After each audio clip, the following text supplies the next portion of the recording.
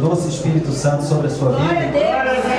Grade de vitória para a honra e glória do Senhor. Queridos, esse tempo eu estou sendo incomodado pelo Senhor, né, como anjo da igreja, para estar trazendo um assunto bem interessante e de fundamental importância para as nossas vidas, que quer dizer unidade. Muito se fala e pouco se vive. Por que será? Então eu quero trazer a mensagem hoje intitulada como a nossa unidade irá produzir a glória de Deus. Ou seja, se nós formos unidos, a manifestação do Espírito Santo vai ser notória e cada dia mais real em nosso meio. Amém ou não amém? Amém. Será que você pode olhar para o irmão mais bonito que está aí do seu lado e falar assim: irmão, somos um no amor de Jesus? Se você é um, dá um belo sorriso para ele. Não, só um sorriso, não precisa repetir. Dá só um sorriso para ele e diga assim: irmãos, eu te amo e quero caminhar contigo em unidade para a honra e para a glória do nome do Senhor Jesus. Para que seja um, abra sua Bíblia no Evangelho segundo escreveu João, capítulo de número 17. Eu queria que agora você esquecesse o irmão que está aí do seu lado e prestasse atenção naquilo que vai ser falado. E provavelmente vai ser o nosso tema para 2014. Não só conhecer o que é unidade, mas sim praticar a unidade em sua totalidade. A unidade a qual a Bíblia nos orienta a ter. Evangelho segundo escreveu João, capítulo 17, versículo 11. Diz assim: e eu já não estou mais no mundo, mas eles estão no mundo. E eu vou para ti, Pai Santo, guarda em teu nome aqueles que me deste, para que sejam um, assim como nós. Pule lá para o versículo 21 e vamos ler também o 22. Para que todos sejam um, como tu, ó Pai, o és em mim e eu em ti, que também eles sejam um em nós, para que o mundo creia que tu me enviastes. 22. E eu dei-lhes a glória que a mim me destes, para que sejam um, como nós somos um. Feche seus olhos. Pai, sabemos, Pai, que nós temos uma responsabilidade de sermos um no Senhor. Sabemos, Pai, que somos diferentes, temos pensamentos diferentes, mas servimos um Deus poderoso. E se verdadeiramente, Senhor, nós servimos a Ti, nós também temos que aprender a andar como o Senhor andou nessa terra, sendo um com o Pai, testificando que o nosso Deus lhe enviou aqui nesta terra para nos religar novamente e nos dar salvação. Abençoa-nos, Pai, poderosamente, e abra para o nosso entendimento o nosso coração, para que nós possamos, Pai, andar em unidade, não apenas da boca para fora, mas de fato e de verdade, para a sua honra e glória.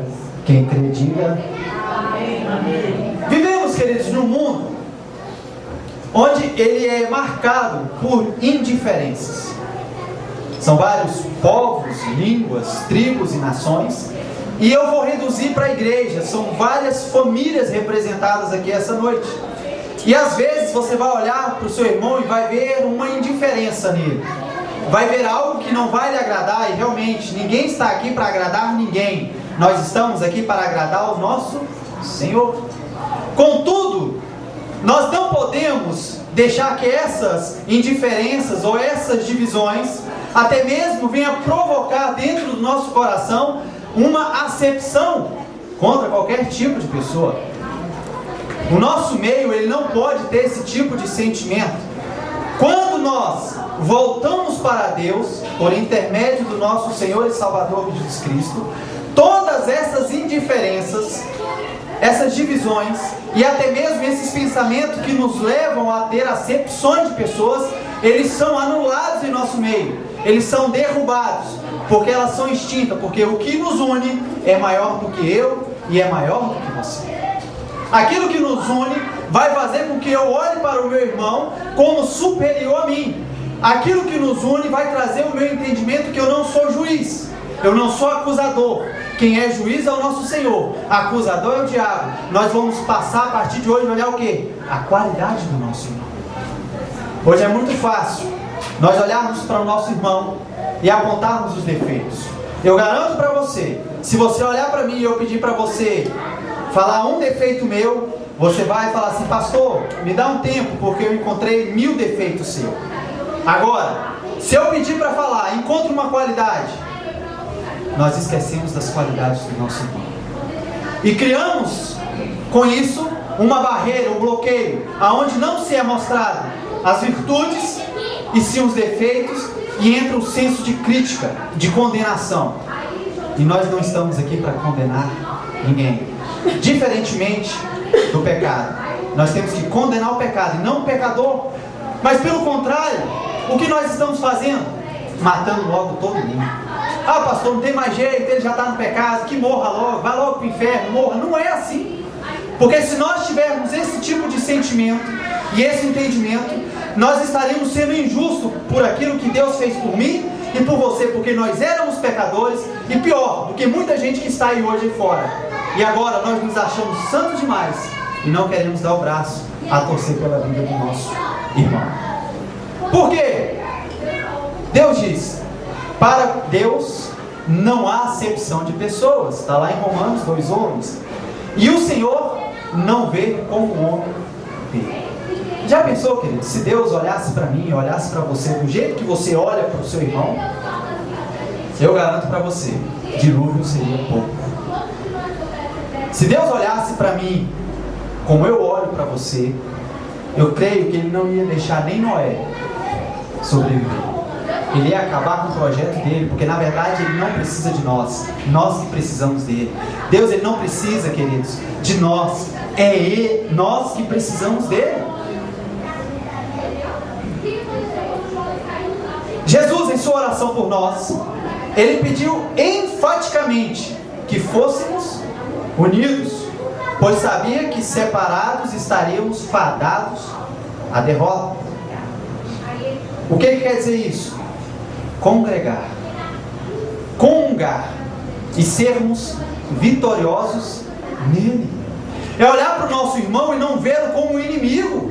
Tem gente, queridos, que chega na igreja e é triste. Eu falo no meio cristão, as pessoas, em vez de olhar para o André assim e falar: André, tu é feio pra caramba, mas tu é o meu companheiro na linha de batalha, então eu vou contar contigo.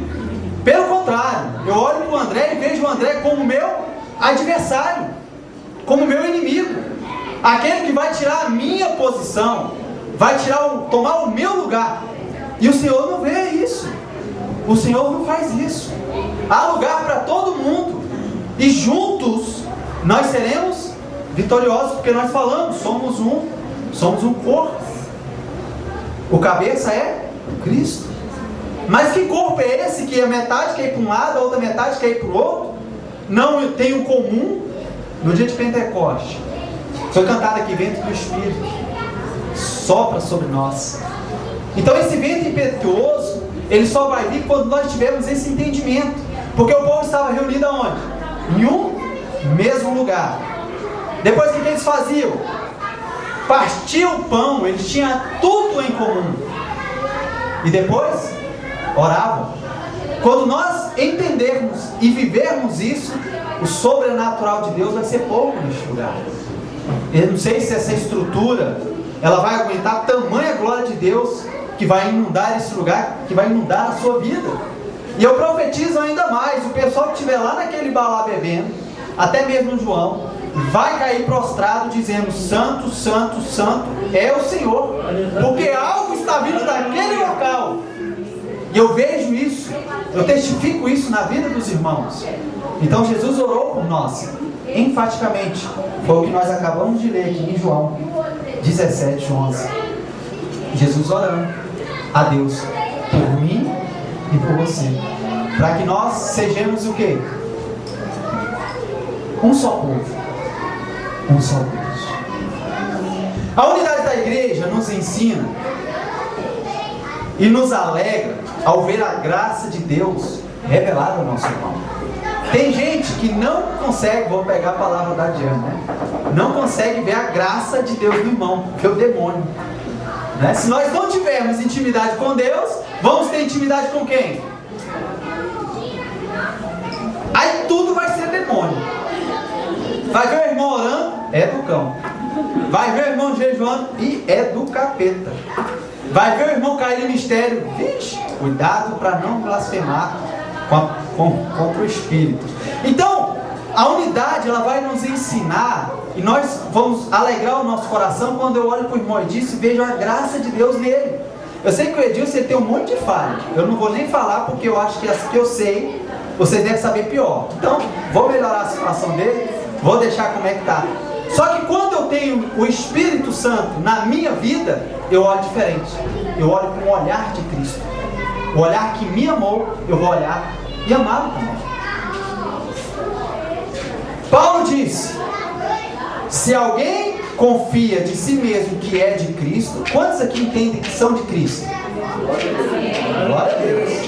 Ele diz: pense outra vez isto consigo, que assim como ele é de Cristo, também nós o somos.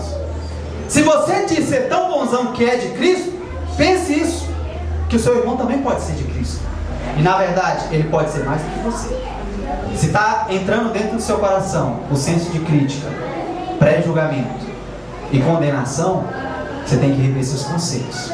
Se Cristo verdadeiramente está habitando dentro de você ou não.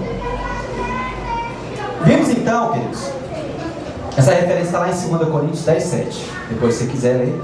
Vimos então a importância da unidade da igreja de Cristo. E isso, sem dúvida, é inquestionável. Mas por que ela é tão pouco praticada em nosso meio? Para que a igreja se torne uma só em Jesus, é necessário, primeiro, você que está com o seu caderno e sua caneta, para que nós, igreja do Senhor, venhamos a ser uma só nele, é necessário seguir o exemplo de Jesus.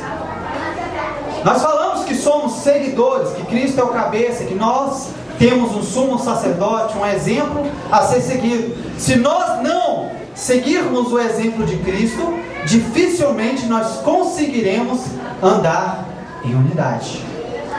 Se você diz que é um cristão e detona o seu irmão, você é um opositor às obras de Deus. Porque Cristo em nenhum momento condenou ninguém, nem julgou ninguém. E ele poderia fazer. Ele amou, revelou a Deus aos homens. Pelo contrário, as pessoas não quiseram. E Jesus ainda ora: Pai, eu não estou mais no mundo, mas eles estão no mundo. Eu vou para ti, Pai Santo. Guarda em teu nome aqueles que me destes, para que seja um, assim como nós somos. O maior desejo, a maior vontade de Deus é que todos se salvem, mas nós sabemos que Deus entregou os homens às suas paixões, e nem todo mundo vai estar disposto ou predisposto, vai querer essa salvação, porque prefere viver as concupiscências e os enganos e engodos que a carne proporciona. Jesus demonstrou em todo o tempo a sua unicidade e a sua cumplicidade para com Deus, e nos mostrou que é necessário e que é realmente possível sermos um nele. Verdade ou mentira? Pai, assim como eu sou em tu, somos um. E ele também pede para que nós também sejamos um no amor dele. Cada cristão que faz parte da igreja viva de Cristo são como representantes legais. Deveremos amar uns aos outros. Cuidado, não com falsidade, tá? Quando a gente fala que devemos amar, aí você fala: ah, pastor, então eu tenho que amar mesmo, eu vou ser falso, eu vou ser hipócrita, eu vou ser tudo, menos vou amar. Cuidado, devemos amar porque Cristo nos amou, estamos cheios da presença, cheios do amor de Deus, que isso transborda, é natural, não é forçado. Ela só é possível porque nós somos representantes legais. Por sermos representantes, deveremos amar uns aos outros, para que a glória de Deus cada dia mais se manifeste entre nós. Não é mecânico, isso é espontâneo. Você vai olhar para o seu irmão e falar assim: cara, tu é o oposto de mim, mas Deus me deu um amor tão grande por você, que eu vou caminhar contigo eu vou orar contigo, eu vou te ajudar, e você vai levantar, você vai se colocar de pé, porque você vai voltar a ser aquele grande homem ou aquela grande mulher de Deus. A unidade da igreja só será possível se todos nós, como participantes do corpo de Cristo que dissemos ser, tomarmos diariamente a nossa cruz. O que é isso? Pararmos os julgamentos. Em vez de você falar, fazer mais. Eu vejo muita gente falando assim: por que o irmão não é assim? Por que o irmão não ora assim? Por que o irmão não faz isso? Por que você não faz? Eu acho que nós falamos demais e fazemos de menos. Pastor, por que não pinta a igreja de roxo? Pastor, por que não coloca as bolinhas brancas no teto? Pastor, por que você não faz? Tomar a cruz é parar o julgamento, tomar a parte que lhe cabe e fazer. Iniciativa. Parar o quê? Com as intrigas. Irmãos, tem gente que se estranha por nada. Por nada. Olha para o irmão e fala assim: não gostei de você. Por quê? Eu não sei, eu não gostei. Eu não quero gostar, eu não sou obrigado a gostar. Opa, não é obrigado não. Você é constrangido pelo amor de Deus. Você tem a sua personalidade, o seu caráter formado no Senhor, e você passa a amar espontaneamente. E pararmos o quê? As fofocas.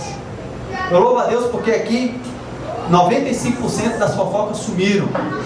E eu creio que nós vamos chegar nos 100%, porque nós estamos aplicando aqui a palavra de Deus. E eu vou orar a Deus, porque se ainda tiver fofoqueiro em nosso meio, Deus ele vai expulsar da congregação. Porque na casa do Senhor não pode haver fofoca, para não perdermos tempo. Quer fofocar, queridos? Fofoca de uma pessoa que eu sei que ele não vai achar ruim, é Jesus. Fale dele, fale dos feitos dele, fale a vida toda dele, porque ele vai gostar. E outras pessoas também vão gostar, e quem sabe vão se converter. Glória a Deus. Para a honra e glória do nome do Senhor. Aleluia. Depois que você tomar a sua cruz, o seu entendimento, você deve morrer. Morrer para você mesmo. Morrer para as suas vontades. Morrer para as suas paixões. Morrer para o seu eu. Tem muita gente que é cheia de eu, cheia de achismo, cheia de não me toque, cheia de eu posso. Irmãos, morra para você. Pare. Pastor, eu estou cheio. Esvazie. Deixe Deus usar a tua vida. Porque não adianta nada você falar que vai carregar a sua cruz, se você quiser levar contigo o seu fardo pessoal. Deus não divide espaços com ninguém. A glória que é dele é só dele. Ele não reparte com mais ninguém. O que quer dizer nosso eu? Eu não vivo mais para mim mesmo, mas Cristo vive em mim. Amém. Então você é totalmente dependente dele. Eu vou falar aquilo que ele me autorizar a falar. Eu vou fazer aquilo que a palavra diz e ordena para que eu faça. Eu vou me dedicar. Eu vou ser humilde. Eu vou aprender a orar. Eu vou dar testemunho vivo, não apenas de palavra. Eu não quero mais viver testemunho dos outros. Eu quero viver os meus testemunhos. Eu quero viver os meus milagres. Eu quero viver a minha transformação. Eu quero viver o meu morrer. Porque eu sei que se eu morrer para mim mesmo, Cristo vai viver. E vivendo Cristo em mim é só. Isso é ser igreja unida. Isso é seguir o exemplo de Jesus. Para que a igreja possa se tornar uma só em Cristo, é necessário, segundo, dar um testemunho verdadeiro para todos. Quando eu falo, querido, de testemunho de igreja, vem uma ressalva muito grande. Por que você acha, responda para você mesmo, por que você acha que o evangelho ele está tão detonado aí fora? Porque você não tem dado testemunho de cristão. Você, como igreja do Senhor, tem calado a sua boca para essas palhaçadas que têm acontecido nos púlpitos. Nós nos calamos, o homem aparece e estraga todo o evangelho. Porque eu sei, queridos, que essa palavra ela é poderosa, ela é verdadeira, ela não mente. Cristo em nenhum momento ele mentiu. Eu não vi na história bíblica Cristo fazendo nada daquilo que estão sendo pregado hoje. Mas se nós nos calarmos, a tendência é piorar. Vai piorar de todo jeito, mas vai piorar a tal ponto que você vai se prostituir. Vai ser um cristão prostituto, um cristão até fazer um kenga, que é levado por vento de doutrinas, é levado por achismos, é levado por falsa doutrina, porque você tem o entendimento que não importa dar testemunho, o que importa é estar dentro da igreja. Se você tem esse entendimento, você está errado. Não basta estar dentro da igreja, tem que viver o evangelho, tem que ser participante, tem que ser uma pessoa que olha para Cristo e fala assim: eu não tenho do que me envergonhar, porque ele foi imposto uma obrigação de ser testemunha viva de Cristo aí fora. A acusação vai vir, o diabo vai se levantar por mim, ele que morda a nuca. O que me preocupa é o que Cristo está pensando de mim, o que Cristo está pensando do clamor pela presença como igreja dele. Será que nós vamos ser apenas mais um? Passar 15, 20, 30, 50 anos no evangelho e não conseguir mudar nada? A igreja que não confronta em nada a forma pecaminosa que o mundo vive está tão pecaminosa quanto o meio em que ela habita. Vamos ser cristãos, vamos condenar o pecado, vamos amar o pecador, vamos ser sal e luz, vamos ser temperados, para que o mundo possa ver a glória de Deus em nós. Mas pastor, se eu perder a amizade? Não, você não vai perder uma que é de Cristo, essa já está suficiente para você. Então nós temos que aprender a dar um verdadeiro testemunho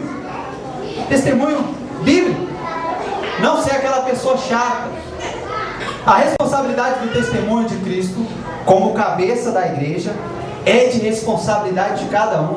Eu tenho falado aqui para os discípulos o quê? Que a salvação é individual, o testemunho é pessoal. E quem te justifica?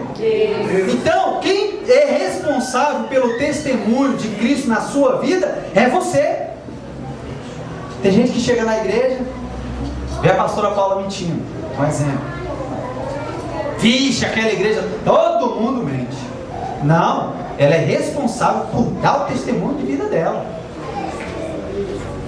Ah, mas o pastor está aqui para te orientar. Só que muitos não querem ouvir a orientação do seu pastor, muitos não querem ouvir a orientação que está escrita na Bíblia, muitos querem viver conforme lhe apraz. E quando está tudo errado, sobra para o pastor. E o pastor tem que ir lá fazer o que, irmãos? E aí? Cabeça não é Cristo? É. Ele é o seu exemplo de vida? É, pastor. O que eu te orientei para não fazer, pastor? O que você fez? Eu fiz, então sofra com as consequências. Eu vou estar orando para Deus te dar força, para que você possa suportar mais essa. Bora, coloca de pé e não peques mais. Independentemente de sua igreja ou de seu pastor, do seu irmão que está aí do seu lado, você é um representante de Cristo nesta terra. E como tal tem que se portar. Hoje, por que muita gente tira onda com cara de certos cristãos? Porque não dão exemplo no seu trabalho, não dão exemplo na sua escola, não dão exemplo na sua rua, e ainda quer ganhar respeito, nem aqui, nem em qualquer outro lugar do mundo. Cheguei lá no meu trabalho, tem um vigilante lá, o Marcos. Ele é muito crítico. E ele falou assim: pastor, estou de olho em você. Falei: pois é, então você está de olho na pessoa errada, você tem que estar de olho em Cristo. Não, porque veio um rapaz aí, um vigilante, diz que é crente, queria fazer com que a Bíblia descesse a minha goela abaixo. E quando passava a primeira mulherzinha lá de shortinho na televisão, ele falou: ô mulher boa, isso é que é mulher. E ele falou assim: isso para mim não é crente. Crente, pastor, é você. Eu vejo que você está aqui, você está estudando, você lê sua Bíblia, você me fala de Cristo, você puxa minha orelha, mas em nenhum momento eu vi você fazendo coisas que não estão, que estão fora da palavra de Deus. Testemunho é pessoal. Aí o que aconteceu com isso tudo? Ele: pastor, eu preciso ir lá em casa, abandono de poço, mas eu sei que você não vai mentir, porque a sua procedência condiz com a palavra. Eu sei que você não ia mentir mesmo. Se o fiscal chegar, pede para ele me ligar. Eu falei: a sua cabeça é o seu guia. Se me perguntar, você abandonou Deus. Ou seja, Será que eu vou dar testemunho quando me apraz? Não, pastor, não foi uma mentirinha. Foi uma meia verdade. Mentira ou meia verdade é mentira do mesmo jeito, é pecado.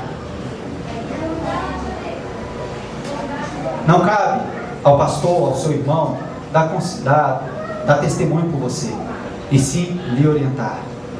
Uma vez que você for constrangido, confrontado pela palavra, e ter uma transformação de vida, você vai produzir dentro de você esse testemunho, um testemunho de uma nova criatura, que os outros, ao invés de te julgar, vai falar assim: nossa, como é o Edilson, e como é o Edilson hoje.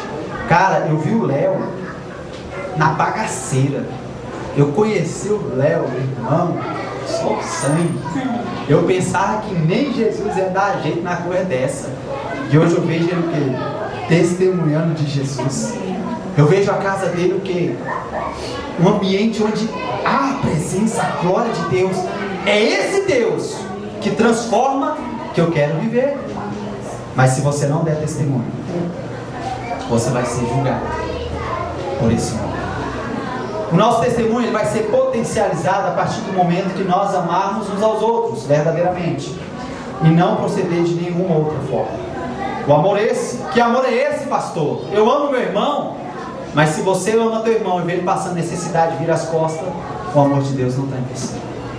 É muito fácil falar que ama, o difícil é provar que ama, não com palavras e sim com atitude. O amor é esse que suporta. Pastor, eu não suporto o trem do meu irmão. Cadê o amor de Deus? Tudo suporta. O amor que tudo espera. Vamos devagarzinho, eu sei que você vai conseguir, eu acredito em você. Deus mudou a minha vida, irmão, eu não era tão diferente de você não, mas se Deus mudou a minha vida, Ele vai mudar.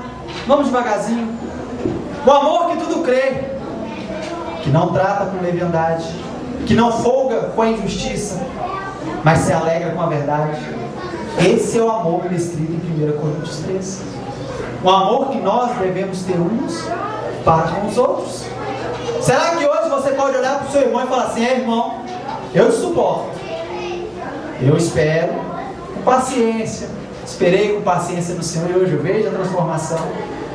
Será que você crê que Deus, como mudou a sua vida, pode mudar a dele também? E por aí vai? Esse é o amor de Cristo. Olha o que Jesus disse lá em João, vamos repetir: a fim de que todos sejam um, e como és tu, ó Pai, em mim, e eu em ti, também sejam eles em nós, para que o mundo creia que tu me enviaste.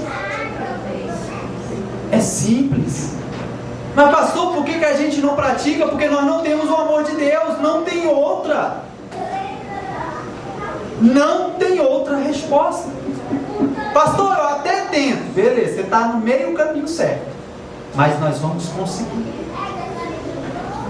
Um novo mandamento eu vos dou, que vos amei uns aos outros, assim como eu amei a vós. Se vós uns aos outros vos amardes, assim como eu amei a vós, o mundo aí fora saberão que sois meus discípulos. Quem disse isso? Jesus. Um novo mandamento eu te dou, olha, é simples: ame uns aos outros. O resto é com Ele. O resto é Cristo que opera. Responsabilidade para testificar que Deus verdadeiramente enviou a Jesus Cristo está com você. Você é responsável. Para que toda a igreja de Cristo comece a ser uma nele, é necessário, terceiro, ter o entendimento que toda a glória, toda a honra, todo o louvor é para Deus e não para os homens. A igreja ela começa a ter divisões, ela começa a se separar quando o foco de dentro da igreja é o homem. Ninguém está aqui para adorar ninguém. Estamos aqui para adorar a Cristo. Por isso que as nossas pregações, elas não consistem em palavras de persuasão humana, mas sim de poder. As nossas ministrações hoje, ela tem que estar centralizadas em Cristo. E é Ele que nós devemos apresentar para a igreja. Que eu venha diminuir e que Cristo venha crescer dentro da igreja. A nossa escola bíblica dominical é Bíblia, para que nós venhamos conhecer, para que possamos dar a devida glória, a devida honra a quem verdadeiramente é de direito. Toda igreja que trabalha com o entendimento de glorificar e testificar Jesus Cristo não perde tempo massageando o ego de ninguém. Estamos aqui para falar de Cristo, quer você goste, quer não. A palavra ela não vem te agradar, ela vem te redarguir, corrigir, te exortar e te capacitar, para que você não venha ser pego aí de surpresa. Palavras que fogem desse padrão é palavras para massagear o ego humano, está fora do contexto bíblico. Ou perde-se muito tempo exaltando e glorificando aos homens, acabamos esquecendo de dar glória de Deus. Ou seja, nós expulsamos Deus da igreja, enchemos a igreja de bode, de velho, de tranqueira, de carniça, de tudo aquilo que a gente imaginar, e deixamos as ovelhas do lado de fora, não é? Fazendo isso, queridos, a gente coloca uma plaquinha bem ali, ó, forró, bodó, xing-ling ao vivo. Porque a nossa intenção não vai ser... Eu gosto dessa coisa. A nossa intenção não vai ser pregar Cristo, vai ser fazer um rastapé, alegrar o povo e sair daqui como se nada tivesse acontecido, como se os pecados não fossem pecados e como se Cristo não viesse levar a igreja santa, pura e sem mácula. Muitos crentes, infelizmente, ainda têm o prazer ou tentam trazer a glória de Deus para eles mesmos. Visto é tantas pessoas se auto-ungindo. Eu fiz um comentário hoje no meu Face, eu coloquei até um desenho, quem tem Face depois olha lá, um rapaz no púlpito com a Bíblia e um dizer bem assim: não fale mal de mim, eu sou ungido do Senhor. Quantos viram? Aí aparece outro bem assim no canto: ei, mas quem te ungiu? E ele: agora ferrou, foi eu mesmo. Por quê? Porque a glória é dele, não é de Deus. Aí tem até a propaganda do Friboi, né? Que aí eu transformei ela, falei: crente tem que ter procedência, tem que ter nome. Não adianta falar que é de Deus, Deus tem que testificar isso no coração das pessoas. Por isso que surgem muitas pessoas dizendo que são profetas, surgem falsos cristos.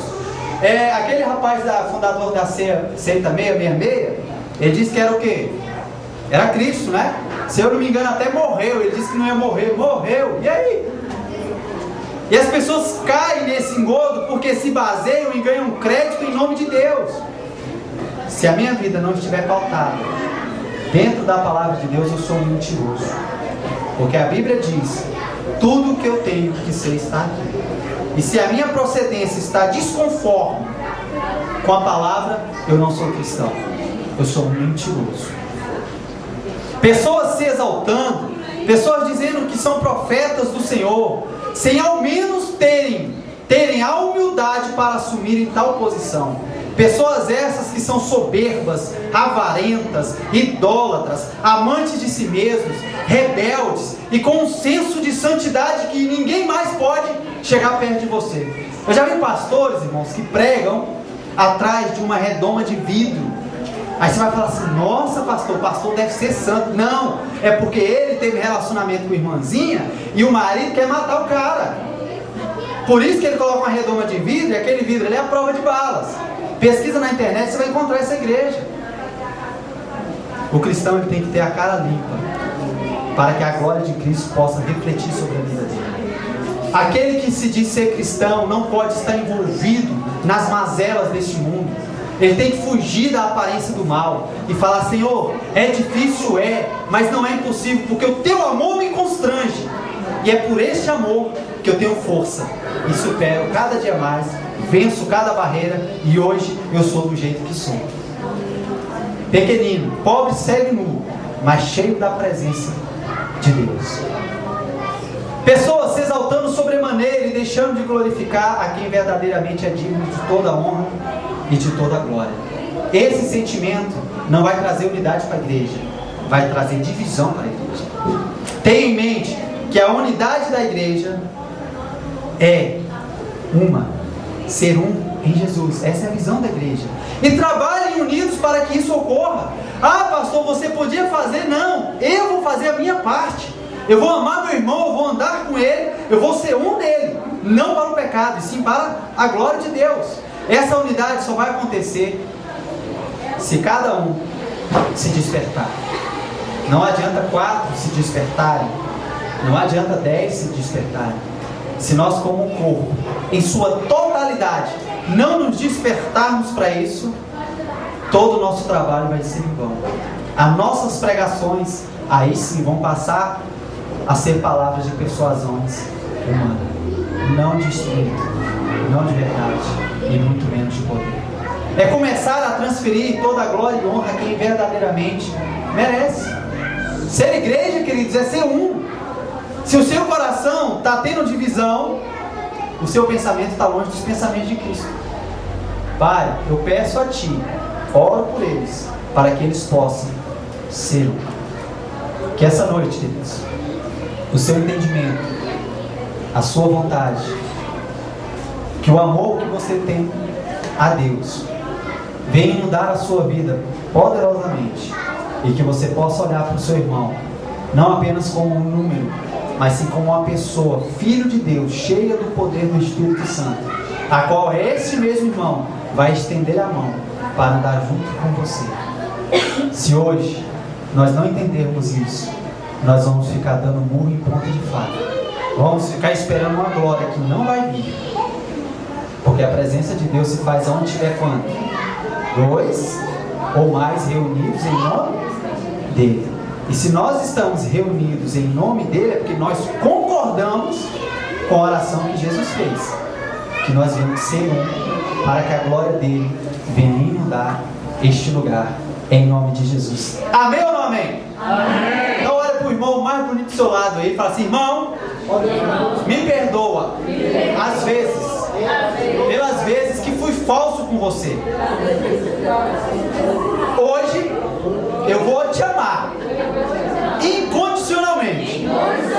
Vou acreditar, vou te suportar, eu vou caminhar do seu lado, para que a glória de Deus inunde as nossas vidas, e o mundo aí fora venha saber que Jesus Cristo verdadeiramente é amor.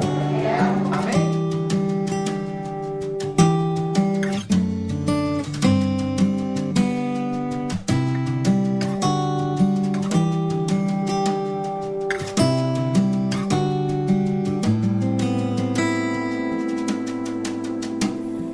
Deus de Abraão,